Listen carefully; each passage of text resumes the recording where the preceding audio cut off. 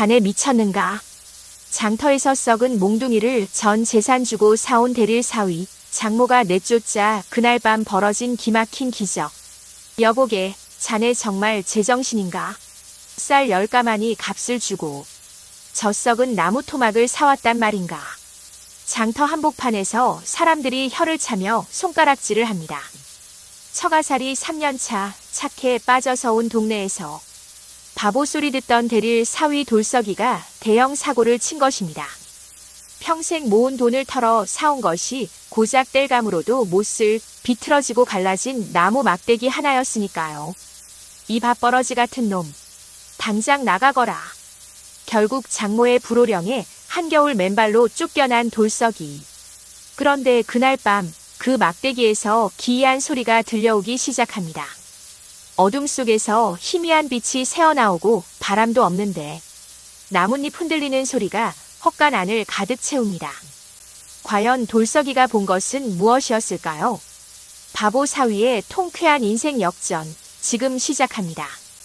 옛날 옛적 강원도 깊은 산골에 철곡이라는 마을이 있었습니다. 그 마을에서 제일 가는 부자가 바로 최부자였습니다.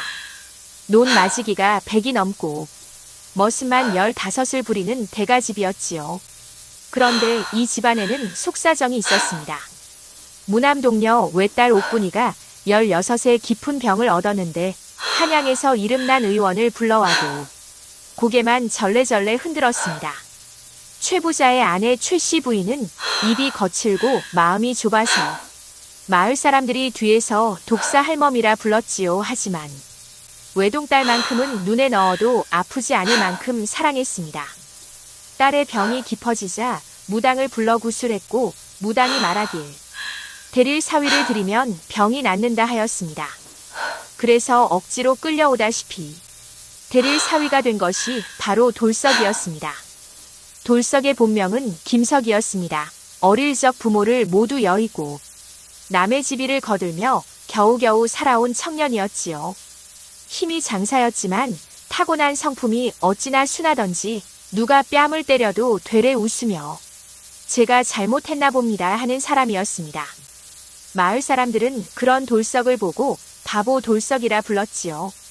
최씨 부인은 가진 것 없는 돌석을 대릴 사위로 드린 것이 처음부터 마음에 들지 않았습니다. 대릴 사위라 했지만 실상은 머슴보다 못한 대접이었지요. 새벽 달기 울기 전에 일어나 물을 깃고 소여물을 주고 밭을 메고 나무를 해오고 밤이 되어서야 부엌 한 구석에서 찬밥 한 덩이로 끼니를 때우는 것이 돌석의 하루였습니다.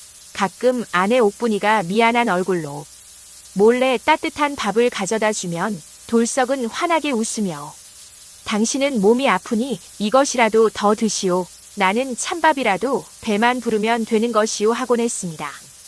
돌석은 진심으로 아내를 아꼈습니다. 병으로 야위어가는 아내를 보면 가슴이 쓰려왔지요. 밤이면 아내의 차가운 손을 제 손으로 감싸주고 산에서 약초를 캐다가 다려주기도 했습니다. 그렇게 처가살이 3년이 흘렀습니다. 옥분의 병은 좋아지기는커녕 점점 깊어만 갔습니다. 얼굴이 밀랍처럼 창백해지고 기침을 하면 피가 섞여 나왔지요. 최씨 부인은 딸의 병이 낫지 않는 것을 전부 돌석 탓으로 돌렸습니다. 내 놈의 팔자가 더러워서 우리 옥분이가 낫질 않는 게야. 이 쓸모없는 놈아. 매일같이 욕이 빗발쳤고 가끔은 몽둥이 찜질까지 했습니다. 머슴들조차 돌석을 깔보며 험한 일만 떠넘겼습니다. 하지만 돌석은 한 번도 원망하는 소리를 하지 않았습니다. 묵묵히 일하고 묵묵히 참았지요. 다만 돌석에게 유일한 낙이 하나 있었으니 그것은 5일장이 서는 날 장터 구경이었습니다. 최씨가 장에서 쓸 물건을 사오라 심부름을 시키면 돌석은 장터를 돌아보며 잠시나마 자유로운 기분을 느꼈지요. 그의 늦가을 돌석은 그동안 품파리와 나무파라 몰래 모은 엽전 30냥을 허리춤에 묶었습니다. 아내 옥분의 약값이었습니다. 한양에서 내려온 약장수가 장에 온다는 소문을 듣고 좋은 약을 지어다 아내를 살리겠다는 일념이었지요. 장터에 도착한 돌석은 먼저 약장수를 찾았습니다. 그런데 약장수의 말이 돌석의 가슴을 무너뜨렸습니다.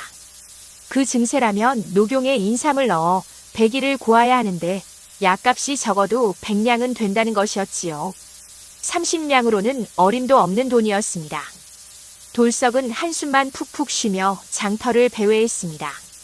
그때였습니다. 장터 맨 구석, 사람들의 발길이 닿지 않는 곳에 웬 노인이 허리를 구부리고 앉아 있었습니다. 다해진 삼배옷의 맨발이었고 하얗게 센 머리카락이 바람에 흩날렸지요. 그 앞에는 팔뚝길이만 한 나무 막대기가 하나 놓여 있었습니다. 껍질이 벗겨지고 옹이가 붉어지고 벌레가 파먹어 구멍이 숭숭 뚫린 땔감으로도 쓸 수 없어 보이는 볼품없는 나무였습니다. 지나가던 사람들이 노인을 보며 수군거렸습니다. 저 노인네가 저 썩은 나무 하나를 30냥에 판다고 하더라니까. 허허, 돈이 아까우면 아까웠지 누가 저런 걸 사겠나. 아이들은 노인에게 돌을 던지며 놀리기까지 했습니다. 미친 할아버지 하며 웃어대는 것이었지요. 그래도 노인은 아무 말 없이 고개를 숙이고 앉아 있었습니다. 돌석의 발길이 멈췄습니다. 돌석은 남들이 보지 못하는 것을 보는 눈이 있었습니다. 어릴 적 아버지가 돌아가시기 전에 해준 말이 있었지요. 돌석아, 세상에 쓸모없는 것은 없다라. 사람이든 짐승이든 나무든 하늘이 낸 것에는 다 이유가 있는 법이다. 남들이 버린 것을 함부로 여기지 마라. 그리고 무엇보다 사람을 살리는 것이 가장 큰 공덕이니라. 돌석은 노인에게 다가갔습니다. 어르신, 날도 추운데 어찌 맨발로 이러고 계십니까? 밥은 드셨습니까? 노인은 힘겹게 고개를 들었습니다. 주름진 얼굴에 두 눈이 흐릿했지만 돌석을 올려다보는 눈빛에는 형언할 수 없는 깊은 빛이 서려 있었습니다. 젊은이 고맙네. 이 늙은이에게 말을 건네는 사람이 자네가 처음일세. 이 나무는 그냥 나무가 아닐세. 천년을 기다린 인연이지. 내 약값이 급해 30냥에 내놓았는데 사흘째 아무도 거들떠보질 않는구려. 돌석은 나무를 찬찬히 들여다보았습니다. 그때 나무의 갈라진 틈 사이로 아주 희미한 푸른빛이 깜빡이는 것이 보였습니다. 반딧불이 숨어있는 것처럼 말이지요. 그 순간 돌석의 마음속에서 두 가지 생각이 싸우기 시작했습니다. 이 돈은 아내의 약값이다 하는 소리와 사람을 살리는 것이 먼저다 라는 아버지의 목소리가 부딪혔지요. 돌석은 한참을 서 있다가 마침내 허리춤에서 엽전 꾸러미를 꺼냈습니다. 떨리는 손으로 30냥 전부를 노인 앞에 놓았지요. 어르신, 이 돈으로 약을 지어 드십시오. 나무는 제가 잘 모시겠습니다. 노인은 돌석의 손을 잡았습니다. 마른 나뭇가지 같은 손이었지만 그 온기는 이상하게도 따뜻했습니다. 젊은이, 이것을 받아가되 명심하거라. 이 나무는 주인의 마음을 비추는 거울일세. 마음이 따뜻하면 꽃을 피우고 마음이 차가우면 재가 되느니라. 어떤 일이 있어도 이 나무를 버리지 마라. 가장 힘든 밤이 지나면 가장 밝은 아침이 오는 법이니. 돌석은 고개를 끄덕이고 나무 막대기를 소중히 품에 안았습니다. 뒤를 돌아보니 노인은 이미 사라지고 없었습니다.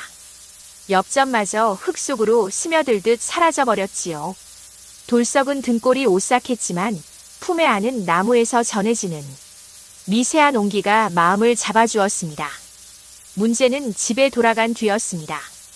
장에서 돌아온 돌석을 본 최 씨 부인이 물었습니다. 약은 지어왔느냐?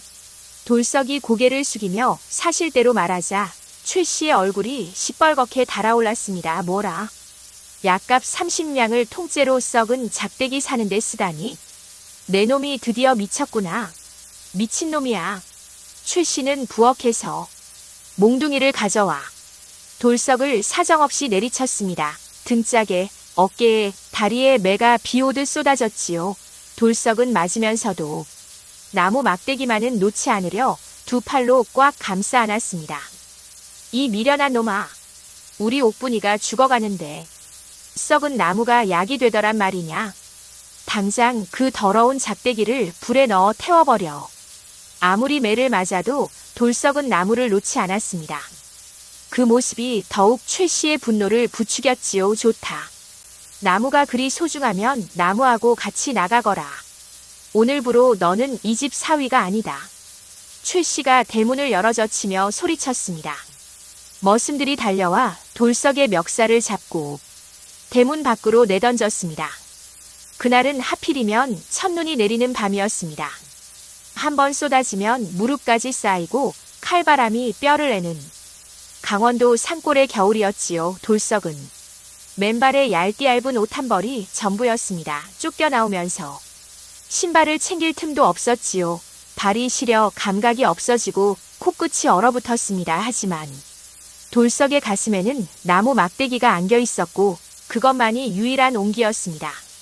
방 안에서 그 소동을 들은 옥분이가 병든 몸을 이끌고 뛰어나왔지만 이미 대문은 굳게 잠겨 있었습니다. 서방님, 서방님. 옥분의 울음소리가 눈 내리는 밤하늘에 메아리 쳤지만 최 씨 부인이 딸을 방으로 끌고 들어가 버렸습니다. 돌석은 갈 곳이 없었습니다.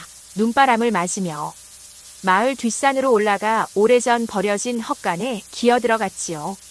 지붕 반쪽은 무너지고 벽에는 구멍이 숭숭 뚫렸지만 바람을 조금이나마 막아줄 곳이 거기뿐이었습니다. 돌석은 헛간 구석에 웅크리고 앉았습니다. 온몸이 부들부들 떨렸지요. 이가 딱딱 부딪히는 소리가 자기 귀에도 들렸습니다. 그런데 돌석은 자기 몸보다 품에 안은 나무 막대기를 먼저 걱정했습니다. 너도 춥겠구나. 돌석은 입고 있던 윗저고리를 벗어 나무를 감싸주었습니다. 그러고는 알몸이나 다름없는 채로 무릎을 끌어안고 벽에 기대 앉았지요. 미안하다. 나무야, 너를 따뜻한 곳에 두어야 하는데 이 주인이 변변치 못해서 이 꼴이구나. 그래도 걱정 마라. 내 체온이라도 나눠줄 테니. 눈물이 뺨을 타고 흘렀습니다. 아내 옥분의 얼굴이 떠올랐지요. 이제 약도 못 짓고 쫓겨나기까지 했으니 아내 곁에도 갈 수 없게 되었습니다. 차라리 이대로 얼어 죽는 것이 나을까 하는 생각이 스치기도 했습니다. 하지만 돌석은 고개를 저었습니다. 아니다. 살아야 한다. 살아서 옥분이를 고쳐야 한다. 방법이 있을 것이다. 분명히 있을 것이다. 그렇게 이를 악물고 밤을 버티고 있을 때였습니다. 자정이 넘었을 무렵 바람이 뚝 그쳤습니다. 눈도 멈추고 세상이 이상하리만치 고요해졌지요. 반쯤 의식이 흐려진 돌석의 품 안에서 갑자기 심장 뛰는 것 같은 진동이 느껴졌습니다. 두근 두근 두근. 돌석이 깜짝 놀라 나무를 내려다보았습니다. 나무 표면에 갈라진 틈에서 장터에서 보았던 그 푸른빛이 다시 나타났는데 이번에는 비교할 수 없이 강렬했습니다. 빛이 점점 밝아지더니 헛간 전체를 환하게 물들이기 시작했습니다. 우지끈 하는 소리가 울렸습니다. 썩은 나무 껍질이 조각조각 벗겨져 나갔습니다. 마치 누에고치에서 나비가 나오듯 거칠고 추한 겉껍질 아래에서 옥처럼 매끄럽고 은빛이 도는 줄기가 모습을 드러냈습니다. 그리고 그 줄기의 끝에서 세상에 눈이 부시도록 찬란한 황금빛 꽃이 피어올랐습니다. 꽃잎 하나하나가 순금으로 빚은 듯 빛나고 은은한 향기가 퍼져나왔습니다. 한겨울 헛간 안이 봄날처럼 따뜻해지고 돌석의 얼어붙은 몸에 온기가 돌아왔습니다. 돌석은 넋을 잃고 그 광경을 바라보았습니다. 꿈인가 생시인가 볼을 꼬집어 보아도 꿈이 아니었습니다. 그때 꽃에서 목소리가 들려왔습니다. 장터의 노인 목소리였지만 이번에는 맑고 위엄이 넘쳤습니다. 돌석아, 잘 지켜주었구나. 나는 이 산을 지키는 산신이니라. 세상 인심이 각박해져 사람의 마음을 시험하고자 늙은이로 변하여 나무를 내놓았더니 사흘 동안 수백 명이 지나가면서 단 한 명도 이 늙은이를 거들떠보지 않았다. 오직 너만이 제 것을 내어주고 쫓겨나서도 나무를 버리지 않고 제 옷을 벗어 감싸주었느니라. 이 꽃은 만병통치 황금꽃이다. 잎사귀 한 장이면 어떤 병이든 낫게 하고 뿌리를 땅에 심으면 그 터전이 복을 받느니라. 다만 명심하거라. 이 꽃은 욕심을 부리는 순간 재가 되어 사라지느니 오직 남을 위해 쓸 때만 그 힘을 바라느니라. 돌석은 꽃 앞에 엎드려 절을 올렸습니다. 감사합니다, 산신령님. 저는 다른 것은 바라지 않습니다. 제 아내의 병만 고칠 수 있다면 그것으로 족합니다. 목소리가 대답했습니다. 내 마음이 그러하니 더욱 귀하구나. 가거라. 그리고 내 길을 걸어라. 빛이 서서히 수그러들고 헛간에는 다시 어둠이 찾아왔습니다. 하지만 돌석의 품 안에는 황금빛 꽃이 은은하게 빛나고 있었고 헛간 안은 여전히 봄날처럼 따뜻했습니다. 돌석은 밤새 꽃을 가슴에 품고 잠들지 않았습니다. 이 꽃이면 옥분이를 살릴 수 있다는 희망에 가슴이 벅찼지요. 날이 밝기만을 기다렸습니다. 이튿날 아침, 돌석은 최부자 집으로 향했습니다. 대문 앞에서 안을 기웃거리는데 안에서 곡소리가 들려왔습니다. 옥분이가 간밤에 피를 많이 쏟아 위중하다는 것이었지요. 돌석은 더 이상 망설이지 않았습니다. 담을 넘어 안으로 들어갔지요. 옥분은 거의 숨이 넘어가기 직전이었습니다. 돌석은 황금꽃 잎사귀 한 장을 물에 풀어 옥분의 입술에 한 방울 떨어뜨렸습니다. 그 순간이었습니다. 옥분의 창백했던 얼굴에 혈색이 돌기 시작했습니다. 신락 같던 숨결이 점점 깊어지고 감겨있던 눈이 천천히 떠졌지요. 서방님. 옥분이 눈을 뜨고 돌석을 알아보는 것이었습니다. 3년 동안 한 번도 제대로 일어나지 못했던 옥분이가 몸을 일으켜 앉았습니다. 기침도 멈추었고 병색이 씻은 듯이 사라졌지요. 소동이 벌어졌습니다. 최씨 부인은 죽어간다고 곡소리를 하던 딸이 멀쩡하게 앉아있으니 제 눈을 의심했지요. 하지만 돌석이 담을 넘어 들어온 것을 알자 또다시 화를 냈습니다. 내 놈을 내쫓았거늘 감히 담을 넘어 들어와. 당장 나가지 못해. 그때 옥분이가 어머니의 옷자락을 잡았습니다. 어머니, 서방님이 저를 살렸어요. 이 꽃이 저를 살린 거예요. 제발 서방님을 내쫓지 마세요. 최 씨는 돌석의 품에 안긴 황금꽃을 보고 눈이 휘둥그레졌습니다. 세상에, 저게 뭐냐 금이냐? 저것을 팔면 얼마를 받겠느냐? 욕심 많은 최 씨의 눈이 번쩍 뒤집혔습니다. 하지만 산신의 경고가 있었기에 돌석은 고개를 저었지요. 장모님, 이 꽃은 파는 것이 아닙니다. 욕심을 부리면 죄가 되어 사라진다 했습니다. 아픈 사람을 고치는 데만 써야 합니다. 최 씨가 콧방귀를 뀌었습니다. 내 놈 말을 누가 믿겠느냐. 필시 어디서 훔쳐온 것이겠지. 어디 내놔봐라. 내가 한양에 가져가 팔아 대궐 같은 기와집을 지을 것이다. 최 씨가 꽃을 낚아채려 손을 뻗었지만 돌석이 몸을 피했습니다. 그 신랑이 소리가 어찌나 크던지 온 마을에 소문이 쫙 퍼져나갔지요. 그런데 하늘도 돌석을 돕는 것인지 때마침 마을에 큰일이 벌어졌습니다. 한양에서 내려오던 감찰사 2공이 철곡 마을을 지나다가 갑자기 중병에 걸린 것입니다. 수행의원도 손을 쓸 수 없다며 고개를 저었습니다. 감찰사의 병을 고치는 자에게 큰 상을 내린다는 방이 붙었지요. 마을 사람들이 돌석에게 달려왔습니다. 돌석아, 내가 가진 그 신기한 꽃으로 감찰사 나으리를 고칠 수 있지 않겠느냐? 돌석은 망설이지 않았습니다. 황금꽃 잎을 한 장 떼어 감찰사의 처소로 달려갔지요. 감찰사는 얼굴이 검게 변하고 숨이 끊어질 듯한 상태였습니다. 돌석이 꽃잎을 물에 풀어 감찰사의 입에 넣자 한 시즌 만에 열이 떨어지고 2시즌 만에 혈색이 돌았지요. 해가 뜰 무렵에는 벌떡 일어나 죽 한 그릇을 비울 정도로 회복했습니다. 감찰사 2공은 돌석의 두 손을 꽉 쥐고 눈물을 흘렸습니다. 자네가 내 생명의 은인이로세. 원하는 것이 있으면 무엇이든 말해보게. 벼슬이든 금은 보화든 줄 수 있는 것이면 다 주겠네. 돌석은 잠시 생각하더니 고개를 숙이며 조용히 대답했습니다. 나으리, 저는 큰 것을 바라지 않습니다. 아내와 함께 살 작은 땅떼기 하나와 이웃을 도우며 평범하게 살 수 있으면 그것으로 족합니다. 다만 한 가지 부탁이 있다면 이 마을에 의원 하나 없어 병들면 손 쓸 도리가 없으니 관에서 의원을 보내주시면 더할 나위 없겠습니다.